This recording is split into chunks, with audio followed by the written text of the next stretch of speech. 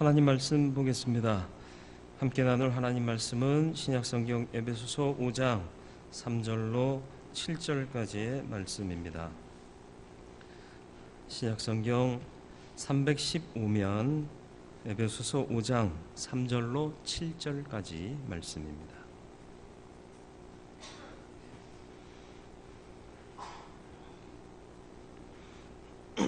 말씀 봉독해 드리겠습니다. 음행과 온갖 더러운 것과 탐욕은 너희 중에서 그 이름조차도 부르지 말라. 이는 성도에게 마땅한 말이라. 누추함과 어리석은 말이나 희롱의 말이 마땅하지 아니하니 오히려 감사하는 말을 하라.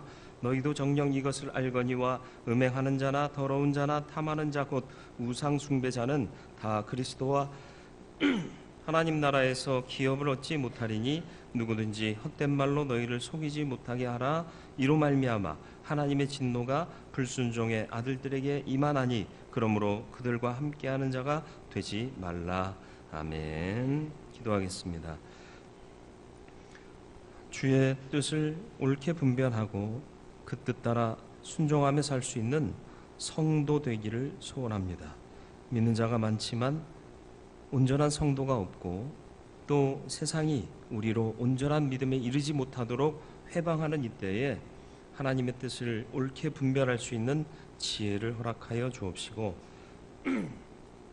이 시간 성령께서 지혜의 영으로 역사하사 주의 뜻을 바르게 알고 순종하기에 부족함 없는 우리 모든 성도들 되게 하여 주옵소서. 주의 성령이 주장하시기를 예수 그리스도의 이름으로 기도드리옵나이다. 아멘. 오늘 말씀의 제목을 말 이렇게 정했습니다. 텔레비전 프로그램에 있나요? 모르겠네요. 히브리인들이 이스라엘 사람들이 사용하는 어법상 2번 강조하면 굉장히 중요한 거고요. 3번 강조하면 완전히 중요한 거다. 왜냐하면 3이 완전수잖아요. 그죠? 3, 7 뭐 이렇게 12 나가는 완전수 중에 처음이 3입니다. 그래서 말이 굉장히 중요하다. 그런 의미에서 말 이렇게. 언어는 중요하죠. 생각을 표현하는 게 언어입니다. 말이죠. 그리고 마음이 드러나는 것이 역시 말입니다. 성격과 인격의 표현도 말로 가능하죠. 우리가 믿는 믿음은 실로 말이라는 부분이 굉장히 중요합니다. 왜냐하면 우리가 믿는 하나님께서 이 땅을 창조하실 때 무엇으로 창조하셨죠? 말씀으로 창조하셨습니다. 그래서 요한복음 1장 1절에서 3절까지의 말씀을 보면 태초에 말씀이 계시니라 이 말씀이 하나님과 함께 계셨으니 이 말씀은 곧 하나님이시니라. 그가 태초에 하나님과 함께 계셨고 만물이 그로 말미암아 지은 바 되었으니 지은 것이 하나도 그가 없이는 된 것이 없느니라. 이렇게 선포하고 있습니다. 그런데 이 말씀이 누구라고 선포하는 거죠? 예수 그리스도예요. 우리를 구원하신 구원의 주 예수 그리스도가 태초에 하나님께서 말씀으로 천지를 창조하실 때 그 행하셨던 방법이었던 말씀이다라는 거죠. 그래서 로고스, 진리 이렇게 표현하기도 합니다. 말로 하나님은 천지를 창조하셨고요. 그만큼 말이 중요하게 여겨지는데 말 때문에 하나님이 진노하시는 일들이 창세기에 나오죠. 처음에는 아담과 하와의 타락이요. 그런 이 사람들이 무슨 말을 하죠? 핑계하는 말이요. 서로 비난하는 말을 해요. 그래서 하나님이 적지 않이 실망하시죠. 그리고 그들을 낙원에서 추방하십니다. 그리고 그 이후에 바벨탑 사건에서도 이 말로 인하여 문제가 생기게 됩니다. 언어가 하나이면 말이 하나면 서로 마음을 통하고 뜻을 통해서 좋은 일을 도모할 법한데 사람은 그렇지 않습니다. 여러분 마음이 맞으시나요? 말이 잘 통하는 사람이 있으신가요? 뭐 하세요? 뭘 꿈꾸세요? 어디 놀러 갈까? 야, 우리 무슨 선한 일을 할까라고 하는 것보다 어디 가서 밥 먹을까? 어디 가서 놀까? 이런 생각 먼저 하게 돼 있어요. 그리고 그 친분이 계속되다 보면 긍정적인 방향보다는 그렇지 않은 방향으로 가는데도 우리는 긍정적으로 모이고 있다, 이렇게 생각하고 착각하는 경우가 많습니다. 창세기 11장 1절로 9절이 이 바벨탑 사건을 기록하고 있는데요, 온 땅의 언어가 하나고 말이 하나였더라. 참 좋은 기회입니다. 의사소통 잘하고 마음을 모으고 뜻을 같이 할 수 있는 좋은 기회인데 이들이 뭘 했느냐, 이에 그들이 동방으로 옮기다가 시날 평지를 만나 거기서 거류하며 서로 말하되 자 벽돌을 만들어 견고히 굽자 하고 이에 벽돌로 돌을 대신하며 역청으로 진흙을 대신하고 또 말하되 자 성읍과 탑을 건설하여 그 탑 꼭대기를 하늘에 닿게 하여 우리 이름을 내고 온 지면에 흩어짐을 면하자 하였더니, 여러분, 인간이 추구해야 할 것이 뭘까요? 내 이름을 내는 것을 추구해야 되나요? 하나님의 이름이 존귀케 되고 영광 받으시는 일을 추구해야 될까요? 생각해 보신 적 없으세요? 다시 질문하겠습니다. 인간이 추구해야 할 바가 뭘까요? 내 이름을 내고 내가 유명하고 내가 추앙받는 존재가 되는 겁니까? 아니면 나를 지으시고 나를 주장하시고 나를 인도하시는 하나님의 이름이 존귀케 되고 영광 받으시게 해야 되는 게 내 참 삶의 모습입니까? 전자인가요? 후자인가요? 그런데 이 사람들이 4절에서 뭘 했다고요? 하늘에 닿게 하재요. 하나님 만나 배웁자라는 그런 의도도 전혀 없어요. 그저 하늘에 닿게 해서 우리의 이름을 내는 거예요. 그리고 온 지면에 흩어짐을 면하자.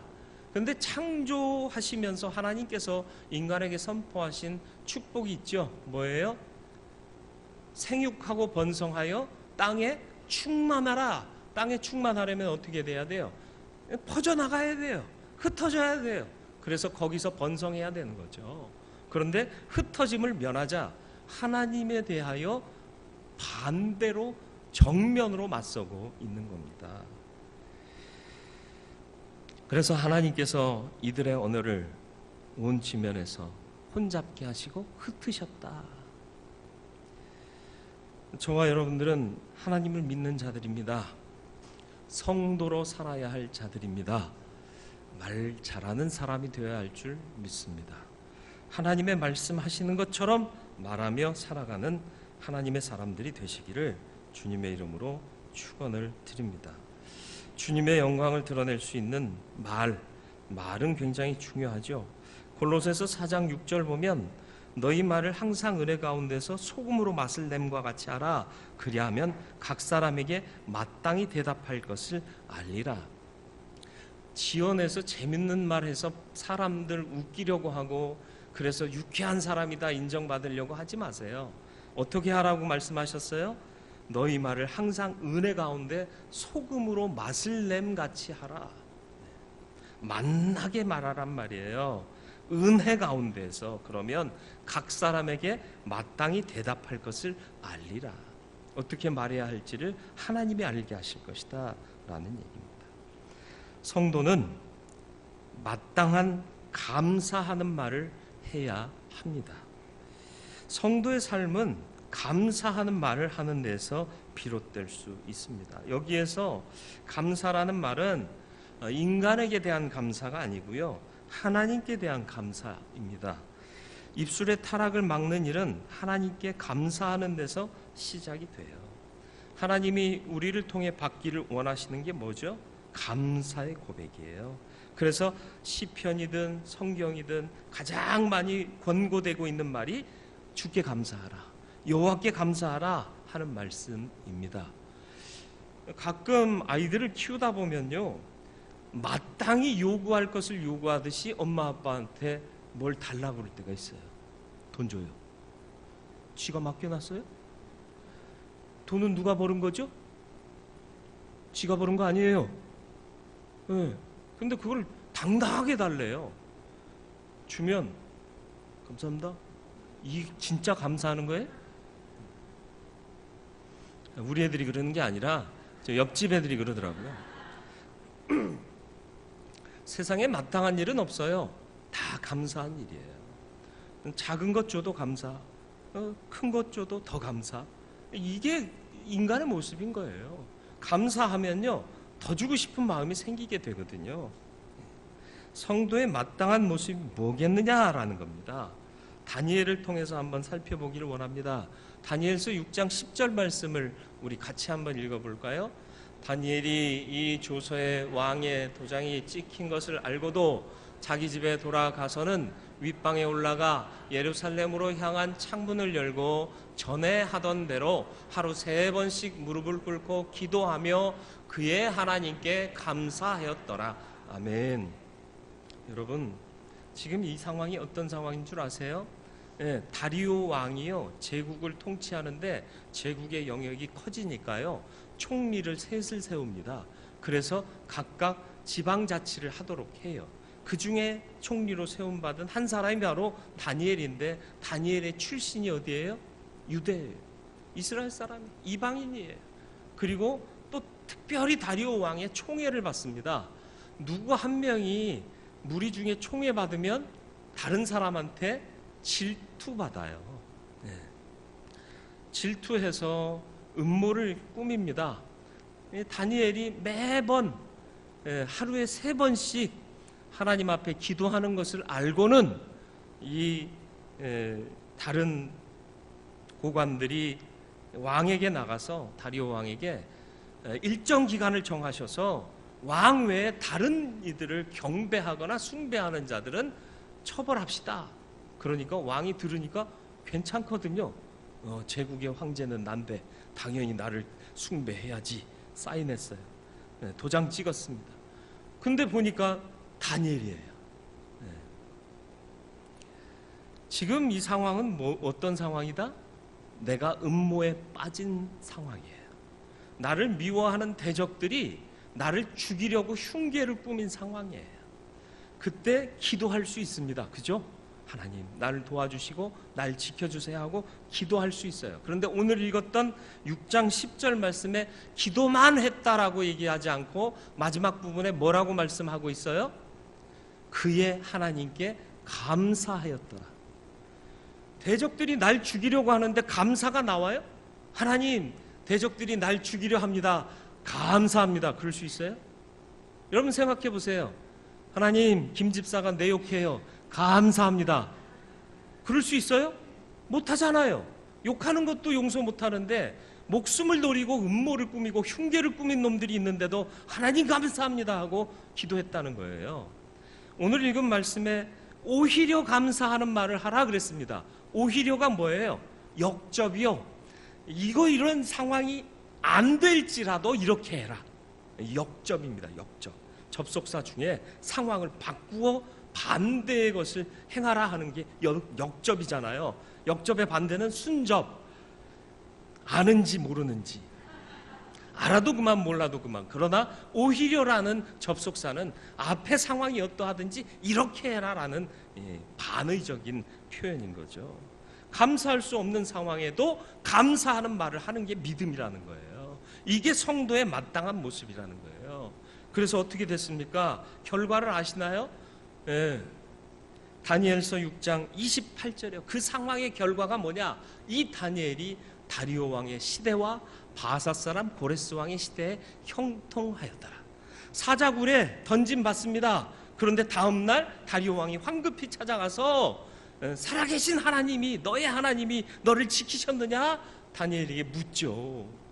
그러니까 다니엘이 왕이여 만수무강하옵소서 하고 멀쩡한 모습으로 살아나오죠. 살아나왔을 뿐만 아니라 다리오 왕 시대와 제국이 바뀌어요. 바사 제국으로요. 그리고 고레스 왕 시대에 형통하였더라. 두 세대를 아울러 형통한 복을 누리게 되더라. 어떻게 했더니? 감사했더니. 감사의 능력이 여기에 있습니다. 따뜻한 말 한마디 상대의 다친 마음을 열어줍니다. 메마른 인간관계를 부드럽게 해줘요.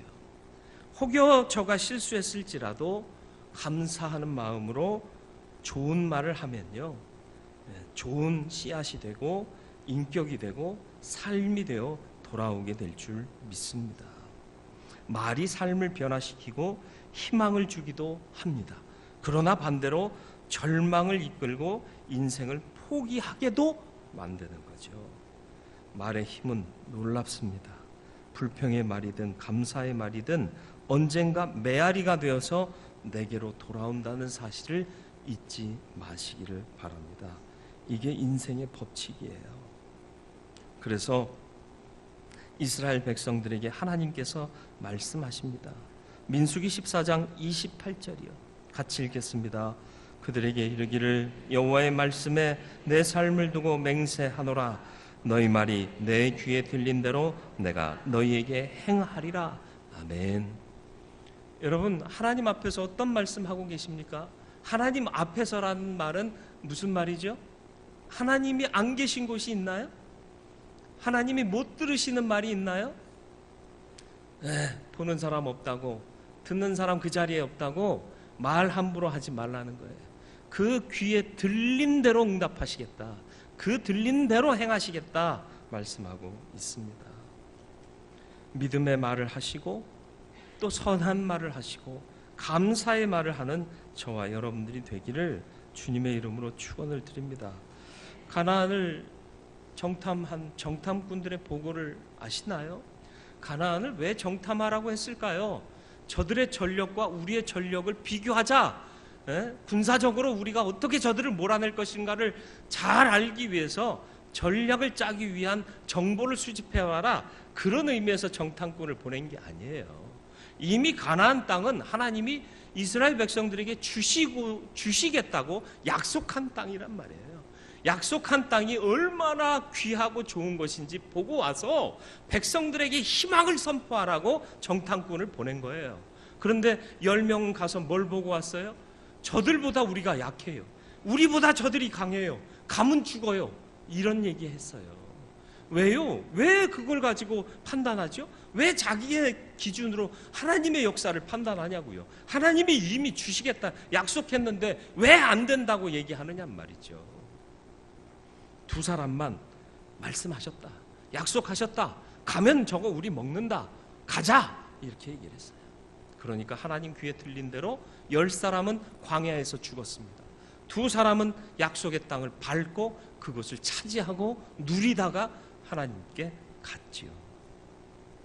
어떤 삶을 살기 원하십니까? 사도 바울은 우리의 말을 바꾸라 말씀합니다. 예수 믿고 구원받은 사람들은 이렇게 말을 바꾸며 살아가라고 권면합니다. 3절, 4절 말씀을 다시 한번 같이 읽겠습니다. 음행과 온갖 더러운 것과 탐욕은 너희 중에서 그 이름조차도 부르지 말라. 이는 성도에게 마땅한 바니라. 누추함과 어리석은 말이나 희롱의 말이 마땅하지 아니하니 오히려 감사하는 말을 하라. 상스러운 농담이 아니라 상스러운 농담, 욕심 가득한 말, 음탕하고 더러운 말, 이런 말 하지 말라는 거예요. 그리고 악하고 음행하고 또 더러운 것은 이름조차도 부르지 말래요. 입술에 담지조차도 말라 말씀합니다.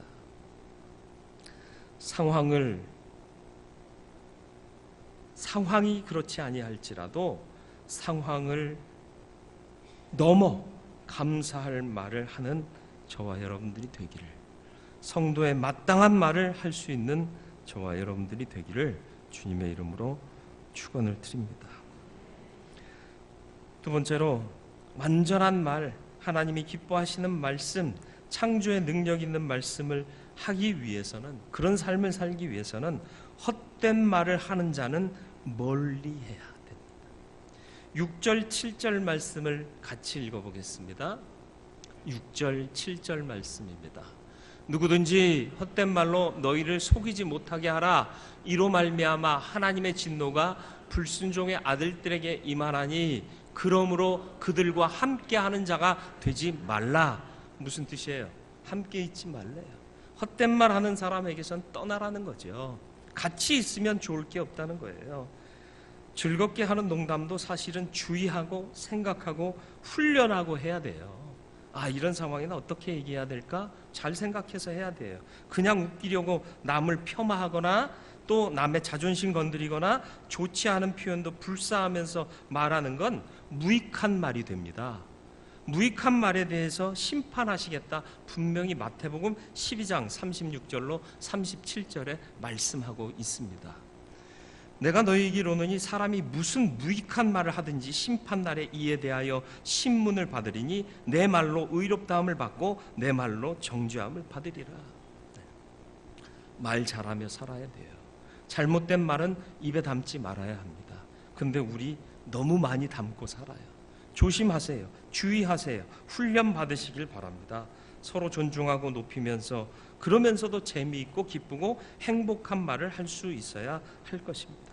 그러나 대부분은 이런 훈련이 안 돼 있다는데 문제가 있어요. 그렇다면 차라리 말 조심하는 게, 입 다물고 있는 게 낫다라는 거예요. 괜히 분위기 띄운다고 헛소리 같이 우스갯소리 하는데요, 사람들은 당시에 웃어요. 그러면서 뭐라고 평가하는 줄 아세요? 아이고, 이렇게 평가해요. 그리고 무엇보다도 이런 말 하는 자는 멀리하는 것이 마땅합니다. 근묵자흑이라는 말이 있죠. 검먹을 가까이 하면 검어지는 거예요. 아니잖아요. 예수 믿으면 다 이길 수 있는 거 아닌가요? 착각하지 마십시오. 예수님은 이기셔도 우리는 이길 능력이 없어요. 왜요? 우리는 예수의 생명의 능력을 받은 수혜자고 예수님은 생명의 능력 그 자체이시기 때문에 그렇습니다. 구약의 정결법에 보면 부정한 것과 정한 것이 접촉하면 정한 것이 부정해져요. 그렇죠? 그런데 예수님이 병자를 만나면 부정한 자들인데 다 정해졌죠. 왜요? 그분이 생명의 능력이시기 때문에 그래요. 그분이 능력이시기 때문에 그래요. 근데 우리는 아니란 말이에요. 우린 인간이에요. 그분으로부터 온전케 됨을 얻은 자들이에요. 그렇기 때문에 주의하고 주의하며 살아야 합니다. 가늠하다 현장에서 잡힌 여인이 용서함 받죠. 그가 떠나갈 때에 예수께서 뭐라고 말씀하시죠? 너를 정죄하는 자가 있느냐? 없다. 나도 너를 정죄하지 아니하니 다시는 가서 이와 같은 죄를 범하지 말라. 무슨 뜻이에요? 다시는 죄에 빠지지 말라. 인간 연약하다. 죄에 빠지면 못 나온다. 그러니까 너 정결한 삶을 살기 위해 노력해라. 악을 떠나라. 이걸 말씀하고 있는 거 아닙니까? 악을 떠나 사는 저와 여러분들이 되기를 주님의 이름으로 축원을 드립니다. 디모데후서 3장 1절로 5절이요. 바울이 디모데에게 권면합니다. 너는 이것을 알라. 말세에 고통하는 때가 이르러 사람들이 자기를 사랑하고 돈을 사랑하며 자랑하며 교만하며 비방하며 부모를 거역하며 감사하지 아니하며 거룩하지 아니하며 무정하며 원통함을 풀지 아니하며 모함하며 절제하지 못하며 사나우며 선한 것을 좋아하지 아니하며 배신하며 조급하며 자만하며 쾌락을 사랑하기를 하나님 사랑하는 것보다 더하며 경건의 모양은 있으나 경건의 능력은 부인하니 이 같은 자들에게서 내가 돌아서라. 같이 있지 말고 돌아서라. 나와라. 네가 그 공동체를 개혁시킬 수 있다 착각하지 말고 너 빠져나와라. 그들을 변화시킬 수 있는 건 하나님이시고 주님이시고 성령님이시지 내가 아니라는 사실을 잊지 마세요. 그래도 내가 그 사람들 전도해야 되지 않겠습니까? 전도하려면 그래도 눈높이를 맞춰야 되지 않겠습니까? 한 잔 정도는 해주면 한 잔 정도야 괜찮잖아요. 우리 1년에 3번씩 성찬식 하는데 한 번 더 한다 생각하지요. 뭐 말이 좋은 얘기죠. 그러지 마세요. 그러다가 빠지는 거예요. 악은 모양이라도 버리라. 왜요? 우리는 모양이라도 갖다 보면 거기에 빠져버리는 습성이 있어요. 의인은 없나니 하나도 없고요.